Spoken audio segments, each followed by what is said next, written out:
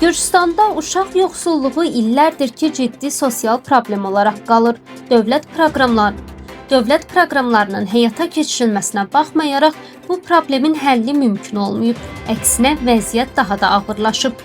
Əgər bir neçə il əvvəl hər 5 uşaqdan biri mütləq yoxsulluq şəraitində yaşayırdısa, son məlumatlara görə artıq hər 3 uşaqdan biri yoxsulluq şəraitində yaşayır.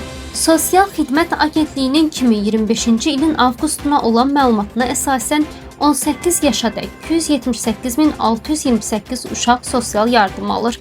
Milli Statistika Xidmətinə görə bu yaş qrupunda ümumilikdə 880.633 uşaq var. Ümumilikdə ölkədə 708.764 nəfər sosial yardım alır.